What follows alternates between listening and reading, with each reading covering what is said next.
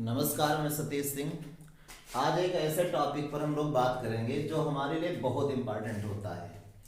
अगर आपकी कोई बोर्ड एग्जाम है, जैसे 12th का एग्जाम है, 12th का टॉपिक है, या आपका कोई कंपटीशन का एग्जाम है, तो सब जगह बहुत ही इम्पोर्टेंट टॉपिक ये रहता है। आज हम लोग स्वॉर्ड के बारे में पढ़ेंगे। स्वॉर्ड को सेल्फ इंडक्शन कहते हैं। स्वॉर्ड क्या होता है इसको समझेंगे और इसके बाद फिर इस पर हम लोग कुछ न्यूमेरिकल भी पढ़ेंगे, क्योंकि अगर आप क्लास 12th का बोर्ड एग्जाम देने जा रहे हैं तो आप कोई भी पेपर उठा के देख लीजिए, आपको स्वॉर्ड की डिफिनीशन और इसके जो न्यूमेरिकल होते हैं वो आपको जरूर मिलेंगे। इसलिए आपके लिए ये टॉपिक समझना बहुत जरूरी है। तो स्वॉर्ड में होता क्या है कि ये कुंडली है, यहाँ पे हमने दो फिगर बनाए हुए हैं और कुंडली में सबसे पहले आप यहाँ पे RH लिखा देख रहे होंगे। इसको हम लोग धारा नियंत्रक कहते हैं, रेजिस्टेट बोला जाता है। और इसके तुरंत बगल में यहाँ पे एक सेलों का समूह है जिसको बैटरी बोलते हैं और ये कुंजी होती है।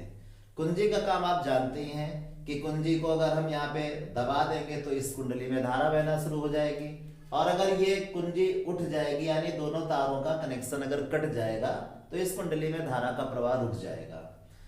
दो फिगर यहाँ पे, इन दो फिगर से ये टॉपिक स्पष्ट हो पाएगा कि सेल्फ इंडक्शन क्या होता है, स्वॉर्ड गुणांक क्या होता है। इसको आप इन दो फिगर से समझ पाएंगे।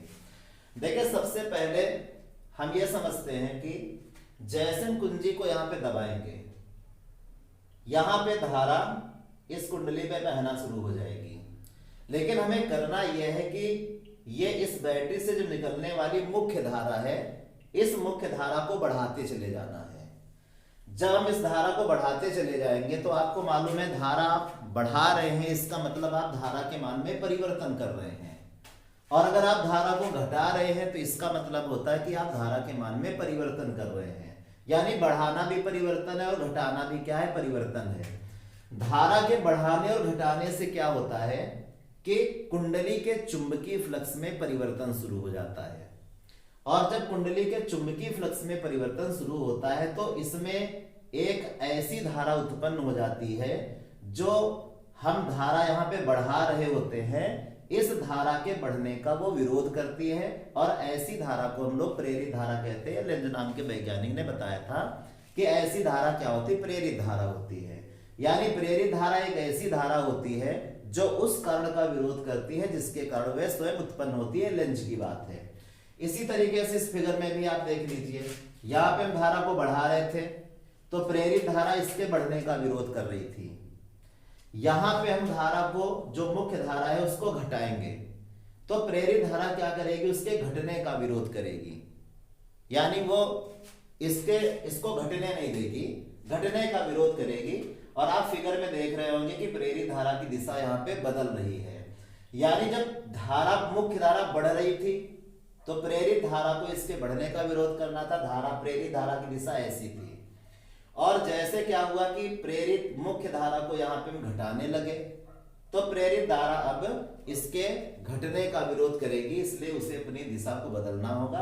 उसने अपनी दिशा को बदल लिया और प्रेरित धारा यहाँ पे इसके घटने का विरोध कर रही है। तो इस प्रकार की जो घटना होती है इसी को हम लोग क्या कहते हैं, स्वप्रेरण कहते हैं, यानी सेल्फ इंडक्शन कहते हैं।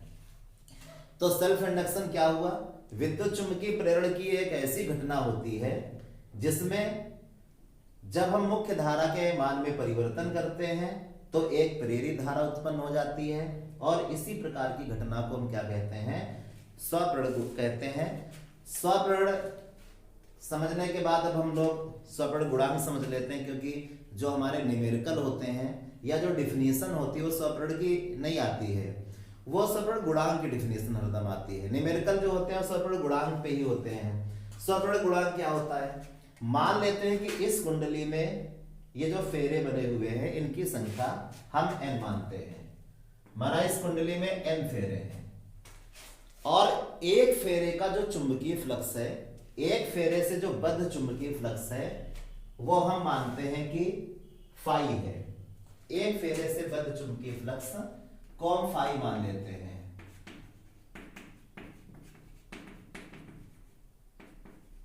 एक फेरे से बद्ध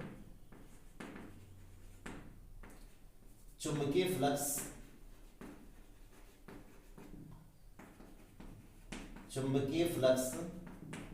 हमने यहाँ पे फाई भी मान लिया या फाई मान लिया, कुछ भी आप लिख सकते हैं, चाहे फाई आप लिखिए या फाई भी लिखिए, कोई दिक्कत इसमें नहीं होती है। अब फेरों की संख्या इसमें कैपिटल एन हमने मानी है, एक फेरे का चुंबकीय फ्लक्स हमने फाई माना है, तो इसका कुल चुंबकीय फ्लक्स क्या हो जाएगा। जैसे हम लोग ऐकिक नियम से क्वेश्चन सॉल्व करते हैं छोटी छोटी क्लासों में, उसी तरीके से हम यहाँ बता सकते हैं कि अगर एक फेरे का चुंबकीय फ्लक्स फाई है और फेरों की संख्या एन है, तो इसका जो कुल चुंबकीय फ्लक्स होगा वो फाई भी हो जाएगा, एन फाई भी हो जाएगा। तो यहाँ पे जो कुल चुंबकीय फ्लक्स होगा कितना होगा, एन फाई हो जाएगा, या आप फाई भी लिख सकते हैं। लेकिन इस टॉपिक को जब आप पढ़ेंगे, जब आप फैराडे का नियम पढ़ेंगे, तो वहां पे आपको बताया जाता है कि अगर फेरों की संख्या और चुंबकीय फ्लक्स का गुणा कर दिया जाता है तो इसे बोला जाता है फ्लक्स ग्रंथिकाओं की संख्या। तो ये कौन हो गया, ये तो हो गया फ्लक्स ग्रंथिकाओं की संख्या हो गया, इसे हम बोलेंगे फ्लक्स ग्रंथिकाओं की संख्या। इनके आप नाम याद करते रहिए, ग्रंथिकाओं की संख्या, इससे आपको समझने में लिखने में आराम हो जाएगा। यानी n का फाई भी में गुणा कर लिया तो ये फ्लक्स ग्रंथिकाओं की संख्या हो गया। ये उत्पन्न कैसे हुआ, जब हमने इस कुंडली में इस बैटरी से आने वाली धारा को प्रवाहित किया, जब धारा के मान में परिवर्तन किया तो यहाँ पे चुंबकीय फ्लक्स उत्पन्न हुआ। यानी जो चुंबकीय फ्लक्स उत्पन्न होता है वो धारा की वजह से उत्पन्न होता है, यानी धारा नहीं तो चुंबकीय फ्लक्स नहीं, और अगर धारा है तो चुंबकीय फ्लक्स है। इसका सीधा मतलब यह है कि जो चुंबकीय फ्लक्स है वो धारा पर निर्भर करता है, कुंडली में जो धारा हम बढ़ाते घटाते हैं उस पर निर्भर कर रहा है। तो जो फ्लक्स ग्रंथिकाओं की संख्या है वो किस पर निर्भर करेगा, इस कुंडली में प्रवाहित होने वाली धारा पर निर्भर करेगा। धारा को हम लोग आई से लिखते हैं, इसलिए यहाँ पे कितना आ जाएगा, n5 is proportional to I, यानी जो फ्लक्स ग्रंथिकाओं की संख्या है वो धारा पर निर्भर करती है। अब अगर हम क्रमानुपाती का निशान यहाँ से हटाएंगे तो इक्वल टू का साइन आएगा और एक कांस्टेंट आ जाएगा, और ये क्या है, L।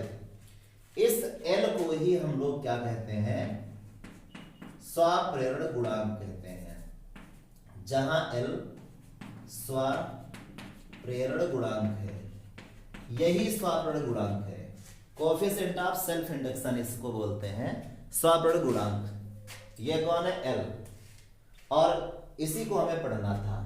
अब हम यहाँ पे ऐसा करते, जैसे स्वप्रेरण गुणांक की परिभाषा हमको देनी है, तो इसके लिए क्या करें, ये जो I है इसको हम एकांक कर देंगे और यहाँ पे लिखेंगे यदि स्मॉल i इक्वल टू 1 तो n फाई इक्वल टू कितना आ जाएगा, L आ जाएगा।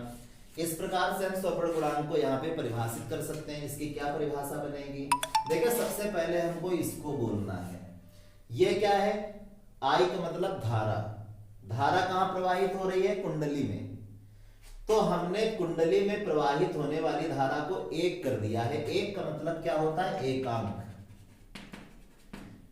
तो इसे हम बोलेंगे यदि किसी कुंडली में प्रवाहित धारा एकांक हो तो उस कुंडली का स्वप्रेरण गुणांक फ्लक्स ग्रंथिकाओं की संख्या के बराबर होता है। इस प्रकार से हम स्वप्रेरण गुणांक को यहाँ पे परिभाषित कर सकते हैं। इसके बाद स्वप्रेरण गुणांक की एक परिभाषा और है, वो हमारे लिए ज्यादा काम की होती है, उसी से हमारे न्यूमेरिकल भी सॉल्व होते हैं और वो ज्यादा इंपॉर्टेंट भी मानी जाती है, वहीं से हमारे मात्रक भी निकलते हैं। स्वप्रेरण गुणांक का मात्रक क्या होता है वहीं से पता चलेगा। इसके लिए हमें फैराडे का नियम लगाना होगा। फैराडे का नियम क्या कहता है, फैराडे का नियम या फैराडे के नियमानुसार, फैराडे के नियम से कुछ भी आप लिख सकते हो। यहाँ पे फैराडे का नियम ये कहता है कि E equal to minus n delta phi upon में डेल्टा टी, ये फैराडे का नियम होता है। जहां पे स्मॉल ई को हम लोग क्या बोलते हैं, ये प्रेरित विद्युत वाहक बल है, इसे हम प्रेरित विद्युत वाहक बल बोलते हैं। ये फेरों की संख्या है, यहाँ पे फेरों की संख्या बताई जा चुकी है, और डेल्टा फाई ये चुंबकीय फ्लक्स में परिवर्तन है। डेल्टा टी समय अंतराल होता है और इसको डेल्टा फाई अपान में डेल्टा टी को हम चुंबकीय फ्लक्स में परिवर्तन की दर भी बोलते हैं। तो ये फैराडे का नियम होता है, आप लोगों ने पढ़ा होगा, अगर नहीं पढ़ा है तो इसको आप एक बार पढ़िए। अब इसके बाद हम इस n का फाई में जो है गुणा करते हैं, तो आएगा कितना फिर a इक्वल टू माइनस में डेल्टा को बाहर करते हैं, n का फाई में गुणा करते हैं, डेल्टा को हमने बाहर कर दिया और n का हमने फाई में गुणा कर दिया, नीचे क्या रहेगा डेल्टा t रहेगा। अब जैसा कि आप समझ चुके हैं कि जो n फाई है, n फाई किसके बराबर है, n फाई li के बराबर है, तो इस n फाई की जगह हम यहाँ पे li का यूज कर सकते हैं, यही रखेंगे। तो a equal to minus delta को भी बाहर रखेंगे, n फाई की जगह l और i रखा, यहाँ पे क्या रहेगा डेल्टा t रहेगा। अब देखिए डेल्टा कहाँ लगता है, डेल्टा उस राशि के आगे लगता है जो राशि परिवर्तित हो रही होती, जो बदल रही होती है। अब यहाँ पे l क्या है, ये तो एक गुणांक है, इसको तो बदलना नहीं है। बदल कौन रहा है, धारा, हम यहाँ पे धारा को बदलते हैं, धारा को बढ़ाते हैं, धारा को घटाते हैं, परिवर्तन धारा में हो रहा है, इसलिए डेल्टा कहाँ लगना चाहिए, जो राशि परिवर्तित हो रही है i के पास लगना चाहिए। तो l को बाहर कर लेते हैं, डेल्टा को i के पास लगा देते हैं। तो इस तरीके से क्या बन जाएगा, a इक्वल टू माइनस में l और यहाँ पे आएगा डेल्टा i अपान में डेल्टा t आ जाता है। ये हमें एक फार्मूला और प्राप्त हो जाता है। और अगर इसको हम संख्यात्मक रूप से लिखते हैं, इसे हम संख्यात्मक रूप से अगर लिखें, संख्यात्मक रूप से, तो इसका मतलब यह है कि माइनस के निशान को हमें छोड़ना पड़ेगा। जैसे इसको मॉड में लिखेंगे, मॉड क्या करता है, जो माइनस के निशान होते हैं उनको प्लस बना देता, पॉजिटिव वैल्यू देता है वो। तो संख्यात्मक रूप से लिखने का मतलब है कि माइनस का जो निशान है वो प्लस बन जाएगा और ऐसे में e equal to L delta phi delta I और अपान में कितना आ जाएगा डेल्टा टी आ जाएगा। यह हमें प्रेरित विद्युत वाहक बल का एक फार्मूला प्राप्त हुआ है। यह प्रेरित विद्युत वाहक बल बोला जाता है, संख्यात्मक रूप से फार्मूला है। L को आप समझ चुके हैं, स्वप्रण गुणांक कहते हैं, यह धारा परिवर्तन है और यह समय अंतराल है। अब देखिए इसको अगर हम एकांक करते हैं तो स्वप्रण गुणांक की परिभाषा प्रेरित विद्युत वाहक बल के पदों में आ सकती है। जैसे यहाँ पे हमने धारा को एकांक किया था तो स्वप्रण गुणांक की परिभाषा फ्लक्स ग्रंथिकाओं की संख्या के पदों में हमने दी थी। उसी तरीके से यहां भी हम स्वप्रण गुणांक की परिभाषा को दे सकते हैं प्रेरित विद्युत वाहक बल के पदों में। तो इसके लिए इसको हमें एकांक कर देना होगा, एक के बराबर कर देना होगा। तो यहां पे देखिए हम यही लिखेंगे कि डेल्टा आई अपान में जो डेल्टा टी है वो इक्वल टू 1। तो ऐसे केस में E इक्वल टू कितना आ जाएगा, L आ जाएगा। परिभाषा लिख लेना जो हम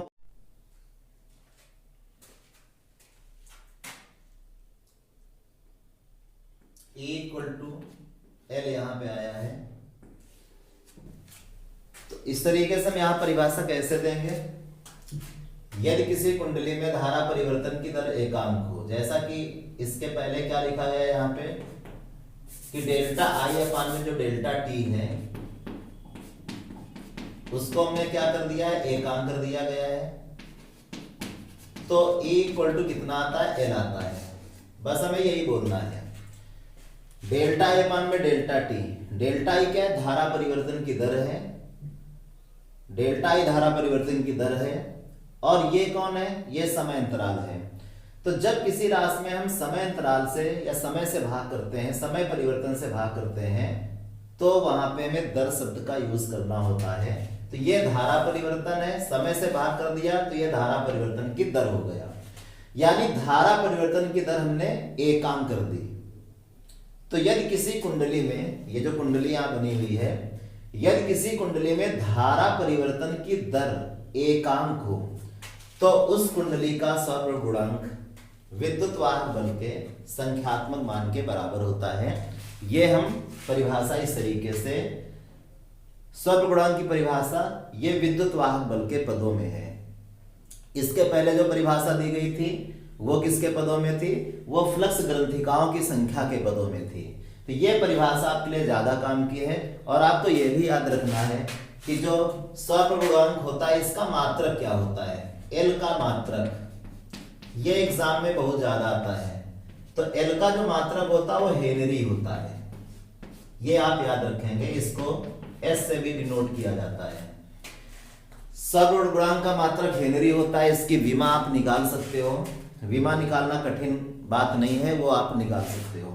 तो अब इसके बाद हम लोग इसके कुछ न्यूमेरिकल पढ़ेंगे, क्योंकि न्यूमेरिकल अगर आपने नहीं पढ़ा तो इस टॉपिक को पढ़ने से कोई भी आपको फायदा मिलने वाला नहीं है।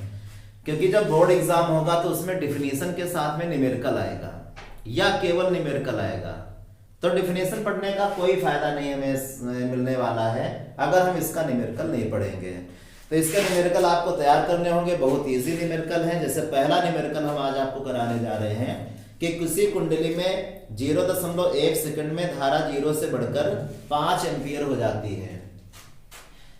तो 0.1 सेकंड में ये समय अंतराल है, इसको हम डेल्टा टी से नोट करेंगे। 0.1 सेकंड यहां लिखते हैं। कह रहा कि धारा 0 से बढ़कर 5 एम्पियर हो जाती है। धारा में परिवर्तन दिया गया है, 0 से बढ़कर कितनी हो गई? 5 एम्पियर, यानी धारा बढ़ रही है। तो धारा परिवर्तन कैसे निकालेंगे? बाद वाली वैल्यू में पहले वाली वैल्यू को घटा करके धारा परिवर्तन निकाल लेंगे। तो डेल्टा आई बराबर कितना आ जाएगा? 5 माइनस में 0, यानी डेल्टा आई कितना आ जाएगा? 5 एम्पियर, 5 एम्पियर आ जाता है। ये डेल्टा आई का मान है। आगे इसमें कह रहा जिसमें 20 वोल्ट का प्रेरित विद्युत वाहक बल प्रेरित उत्पन्न हो जाता है। ये प्रेरित विद्युत वाहक बल है, इसको ई से नोट करेंगे हम। ये 20 वोल्ट दिया है। और आगे इसमें लिखा है कि कुंडली का स्वप्रभुगांक गुणांक ज्ञात करना है। एल बराबर हमको यहाँ पे निकाल के दिखाना है, कोएफिशिएंट ऑफ सेल्फ इंडक्शन। ये दो फार्मूले यहाँ पे लिखे हुए हैं। स्वप्रभुगांक के बस 2 ही फार्मूले यहाँ पे लगते हैं न्यूमेरिकल के लिए। फार्मूले 1-2 और हो सकते हैं, लेकिन उन पर आपको ज्यादा न्यूमेरिकल नहीं मिलेंगे। सबसे ज्यादा अगर न्यूमेरिकल आते हैं ये, इस बार भी जो आएगा वो इसी पर आएगा। तो हमें ये नीचे वाला जो फार्मूला है ये वाला लगा देना चाहिए। तो A = -L डेल्टा आई और अपान में क्या रहेगा? डेल्टा टी रहेगा। तो A = E की वैल्यू इसमें 20 दी गई है, तो हमें E की जगह यहाँ पे 20 रख लेना चाहिए। माइनस में L की वैल्यू निकालनी है, डेल्टा आई। डेल्टा आई का मान कितना है? 5 एम्पियर है, यहाँ पे 5 रखेंगे। और डेल्टा टी इसमें 0.1 दिया है। अब इस दशमलव को हटाएंगे, एक 0 ऊपर बढ़ेगा, 50 हो जाता है। इस 50 का पक्षांतर करेंगे, ये गुणा में है, सीधे कहाँ आएगा? भाग में चलाएगा। तो L बराबर कितना आ जाएगा? यहाँ पे L बराबर 50 आएगा 20 के नीचे, और ये जो माइनस का निशान है इसको भी इधर हम पक्षांतर कर देंगे। तो माइनस में 20 और बटे में 50, 0 कैंसिल। तो L बराबर 5 का 2 में भाग करेंगे तो दशमलव लगा लेंगे, 20 हो जाएगा। फिर उसके बाद 5 को 20, माइनस में 0.4, और चूंकि ये स्वप्रभुगांक है इसलिए इसका मात्रक क्या होता है? हेनरी होता है। माइनस के निशान को छोड़ देंगे उत्तर देते समय, छोड़ दिया जाता है निशान, तो 0.4 हेनरी, ये इसका आंसर हो जाएगा। L = 0.4 Henry. इसके बाद दूसरा सवाल हम लोग देखते हैं। सभी सवाल इसके इंपॉर्टेंट होंगे, कोई भी न्यूमेरिकल आप इसमें छोड़ नहीं सकते हैं। सब लगा करके एक बार आप प्रैक्टिस जरूर कर लें। तो आगे वाला जो सवाल इसमें दिया है कि एक कुंडली का स्वप्रभुगांक 10 मिली हेनरी है। तो इसका जो स्वप्रभुगांक है 10 मिली हेनरी, इसको हम किससे लिखेंगे? L से। L 10 milli henry. इस बार हमने यहाँ पे mH लिख दिया है। M का मतलब मिली, H का मतलब हेनरी। लेकिन जो हम न्यूमेरिकल सॉल्व करते हैं वो मिली में नहीं सॉल्व करते हैं, मिली नहीं होना चाहिए। तो मिली हमको यहां से हटाना पड़ेगा। मिली कितना होता है? 10⁻³ तो जब मिली आप हटाएंगे यहाँ पे 10⁻³ से इसमें गुणा हो जाएगा। L बराबर 10 और इंटू में 10⁻³ हेनरी, ये L का मान आ गया। देखिए इसको थोड़ा सा हल कर लेते हैं, क्योंकि ये भी 10 है, ये भी 10 है, इसकी 10 घात +1 है, +1 और -3, माइनस का 2 बचेगा, तो L बराबर कितना आएगा, -2 हेनरी। आगे इसमें दिया है कि इसमें वैद्युत धारा 5 मिलीसेकंड में 5 एम्पियर से 15 हो जाती है। समय अंतराल 5 मिलीसेकंड है। एक बार फिर इस मिली को हटाएंगे क्योंकि मिली में सवाल नहीं लगेगा, तो मिली 10 घात कितना, -3 का होता है, मिली हटाओगे 10 घात -3 से इसमें गुणा हो जाएगा, 5 × 10 घात -3 सेकंड बन गया। और धारा में परिवर्तन कैसे हो रहा है, कह रहा कि 5 एम्पियर से 15 एम्पियर ये धारा का परिवर्तन है। पहले धारा 5 एम्पियर थी, उसके बाद 15 एम्पियर हो जाती है, तो धारा परिवर्तन आप ऐसे भी समझ सकते हो, 5 से 15 हुई है यानी 10 का परिवर्तन हुआ है, या फिर आप ऐसा करिए कि 15 में 5 को घटा लीजिए। बाद की वैल्यू में जब भी परिवर्तन आप निकालें तो बाद की वैल्यू में पहले वाली वैल्यू को घटा लें, तो डेल्टा टी कितना आ जाएगा, 15 में 5 घटा दोगे कितना आ जाएगा, 10, नहीं ये तो वैद्युत धारा है, डेल्टा आई 10 एम्पियर, इतना परिवर्तन हुआ। आगे इसमें कहता है कुंडली में प्रेरित विद्युत वाहक बल ज्ञात कीजिए। E बराबर हमको यहाँ पे निकाल के दिखाना है, तो यही वाला फार्मूला हम लगाएंगे, E = माइनस में L डेल्टा आई अपान में डेल्टा टी। E की वैल्यू इसमें दी नहीं गई क्योंकि E का मान निकालना है, माइनस में L की वैल्यू 10 × 10⁻², तो 10 × 10⁻², और डेल्टा आई की वैल्यू किसमें दी है, 10 एम्पियर दी है। इसके बाद डेल्टा टी का मान इसमें दिया है 5 × 10⁻3, 5 × 10⁻³ रखेंगे, 5 से इस 2 को 10 को काटेंगे 2 आ जाएगा। अब केवल हमें बस यहाँ पे पावर एडजस्ट करनी है, तो E बराबर कितना निकल के आएगा, सबसे पहले तो माइनस है, माइनस यहाँ पे लिखेंगे। अब ये 2 सबसे आगे लिखते हैं, पावर को एडजस्ट करना है, 10 घात -3 ऊपर जाएगा, हर में लिखा है अंश में लेकर जाओगे, -3 ऊपर। घातांक में ये रूल होता है कि जब हर से कोई वैल्यू अंश में लेकर जाते हैं उसका निशान बदलेगा, अंश से हर में लेकर आएंगे उसकी पावर का निशान बदलेगा, ये प्लस हो जाएगी। तो +3 -2 कितना बचेगा, 10 की घात 1, 1 लिखते नहीं है, और इस तरीके से E बराबर -20 वोल्ट। अब देखिए विद्युत वाहक बल हमें कैसा मिला है, नेगेटिव, माइनस में मिला है। इसका एक अर्थ होता है, इसका अपना मतलब होता है कि विद्युत वाहक बल अगर नेगेटिव प्राप्त हुआ है तो इसका मतलब है कि जो प्रेरित विद्युत वाहक बल है वो धारा में होने वाले परिवर्तन का विरोध कर रहा है। जब धारा 5 एम्पियर से 15 एम्पियर की जा रही है तो जो प्रेरित विद्युत वाहक बल उत्पन्न होता है, प्रेरित धारा के पहले प्रेरित विद्युत वाहक बल उत्पन्न होता है, तो वो क्या करता है, इस बढ़ने वाली धारा का विरोध कर रहा है, इसलिए वैल्यू यहाँ पे नेगेटिव आ रही है। लेकिन आंसर देते समय इस माइनस के निशान को हम छोड़ देंगे और तब E = कितना आ जाएगा, 20 वोल्ट, ये आंसर हमारा होगा। इसके बाद थर्ड क्वेश्चन, पूरे 4 क्वेश्चन करा लेते हैं और उन्हीं 4 क्वेश्चन में जब भी आप एग्जाम देने जाएंगे तो आपको उन्हीं में से कोई क्वेश्चन मिल जाएगा, बाहर से कोई क्वेश्चन नहीं आना है। देखिए अगला सवाल है, 5 हेनरी के प्रेरक में L का जो मान है वो 5 हेनरी है, 5 हेनरी का प्रेरक है, प्रेरक का ये सपोर्ट गुणांक है 5 हेनरी, मात्रक इसका हेनरी होता है। 0.1 सेकंड में ये टाइम है, इसको डेल्टा टी से नोट करेंगे, 0.1 सेकंड, 12 एम्पियर से 7 एम्पियर धारा हो जाती है, 12 एम्पियर धारा थी और अब वो बदल के 7 एम्पियर हो गई है। ये इतना आसान है कि आप अच्छे से समझ सकते हो कि 12 से अगर वो 7 होगी यानी धारा में कमी की जा रही है, तो ये धारा में जो परिवर्तन हो रहा है कैसे निकालेंगे हम। धारा में परिवर्तन, कोई भी परिवर्तन, धारा में परिवर्तन हो या फिजिक्स में कभी कोई परिवर्तन निकालना हो, बाद की वैल्यू में पहले वाली वैल्यू घटा देते हैं। तो 7 में 12 हम घटा देंगे, कितना जाएगा -5 एम्पियर। माइनस का निशान यहाँ पे क्या दिखा रहा है कि धारा कम की जा रही है। ये माइनस के निशान का मतलब है धारा में कमी हो रही है। प्रेरक में कितना विद्युत वाहक बल प्रेरित होगा, विद्युत वाहक बल हमको निकालना है। तो एक बार फिर इसी फार्मूले को हम लगाते हैं।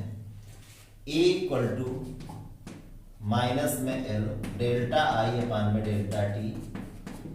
E = माइनस में L, L की वैल्यू कितनी है 5 दी गई है, यहाँ पे 5 रख लेंगे। डेल्टा I की वैल्यू कितनी है -5 है, और डेल्टा T कितनी है 0.1 है। दशमलव हटाएंगे ऊपर एक 0 बढ़ेगा, और ये 50 और ये 5, तो 50 और 5 का गुणा करेंगे और माइनस माइनस का भी गुणा हो जाएगा जो कि प्लस बन जाएगा, और 250 वोल्ट आंसर आ जाएगा। तो इस तरीके से जो विद्युत वाहक बल है वो कितना आता है 250 वोल्ट आता है। इसके बाद एक क्वेश्चन और कराते हैं, ये इसका लास्ट क्वेश्चन है। 4 क्वेश्चन हो जाएंगे और 4 ही आपके लिए पर्याप्त है। इतने ही प्रश्नों से आप सीख जाएंगे। अगर इतने प्रश्न आप लगा लेते हैं, समझ लेते हैं, तो प्रेरित विद्युत वाहक बल पर जो क्वेश्चन आएंगे वो आपसे लग जाएंगे। आगे कहता है कि एक कुंडली का स्वप्रवण गुणांक 80 मिली हेनरी है। यह भी बहुत इंपॉर्टेंट सवाल है। स्वप्रवण गुणांक को L से लिखेंगे 80 मिली हेनरी। ज्यादातर वैल्यू यहाँ पे मिली में होती है, छोटी छोटी वैल्यू होती है, तो मिली को हटा लेते हैं। अब आप समझ चुके होंगे कि जब मिली हटाया जाता है तो 10⁻³ से गुणा कर दिया जाता है, और मिली को हमें हटाना ही पड़ता है, क्योंकि अगर आप मिली को नहीं हटाएंगे और सवाल लगा लेंगे तो आपका सवाल गलत हो जाएगा। आगे इसमें कहता है कि इस कुंडली में कितने समय में, समय इस बार निकाल के दिखाना है, डेल्टा T = क्वेश्चन मार्क, कितने समय में धारा 0 से बढ़कर 5 एम्पियर हो जाती है। पहले धारा 0 थी और बाद में 5 एम्पियर, यानी पहले धारा कुंडली में बह नहीं रही थी और बाद में 5 एम्पियर की धारा बहती है। तो धारा का परिवर्तन हमें यहां से निकालना है। धारा परिवर्तन कैसे निकलता है, बाद की धारा में पहले वाली धारा घटा लीजिए, 5 में 0 घटा लेंगे, कितना आ जाएगा 5 एम्पियर। इतना धारा में परिवर्तन होगा। आगे इसमें लिखा हुआ है प्रेरित विद्युत वाहक बल 400 वोल्ट है। ये E का मान है 400 वोल्ट। सवाल बहुत इंपॉर्टेंट है लेकिन कठिन नहीं है। E = माइनस का L डेल्टा I और अपान में डेल्टा T। वैल्यू यहां पे रखेंगे। E का मान कितना है 400 है, माइनस में L की वैल्यू कितनी है, इसमें दी गई है 80 × 10⁻³ डेल्टा I का मान कितना है 5 एम्पियर दिया है। ये डेल्टा I का मान 5 एम्पियर, डेल्टा I की जगह हमने रख दिया, और डेल्टा T इस बार हमको यहाँ पे निकाल के दिखाना है। डेल्टा T जिसको निकालना है वो नीचे हर में लिखा है, इसको पक्षांतर करके आप LHS में लाओ। तो जब पक्षांतर करके इसको LHS में लेकर आएंगे, डेल्टा T LHS में आ गया, तो ये जो LHS की वैल्यू 400 है इसको आप RHS में लेकर जाएंगे। तो ये वैल्यू क्या है, सिंगल वैल्यू है, इसलिए ये कहां जाएगी, भाग में जाएगी। ऊपर यहां पे क्या रहेगा, 5 का 8 में गुणा करेंगे या ना गुणा करें तो बन जाएगा यहाँ पे कितना 80 × 10⁻³ ऐसे लिखा रहने दो, और इंटू में 5, ये 400 नीचे आएगा, 400 नीचे लेकर आ गए, 5 से काटेंगे 5 × 8 = 40, ये 0 80 बना, 80 से 80 कट जाएगा। तो डेल्टा T का जो मान है, जो समय अंतराल है, वो कितना आ जाएगा, सब कुछ कट गया है तो 1 × 10⁻³ और सेकंड। देखिए 10⁻³ जैसे मिली था, मिली हटाया 10⁻³ आया। अगर आप 10⁻³ हटा देंगे तो मिली आ जाएगा। तो यहाँ पे 10⁻³ सेकंड है, 10⁻³ सेकंड, हमें घात हटानी है तो मिली लिखना पड़ेगा। तो इस तरीके से डेल्टा T का जो मान है वो 1 मिली सेकंड, ये आंसर आ गया है। तो जितने भी देखिए इस एक्सरसाइज में आपके मतलब के जो क्वेश्चन थे, जिनको लगा करके आप नंबर प्राप्त कर सकते हैं, वो सभी क्वेश्चन हमने यहाँ पे करा दिए हैं। तो आप इन सवालों की अच्छे से प्रैक्टिस कर लीजिए, आपको यहाँ से नंबर 100% मिलना है।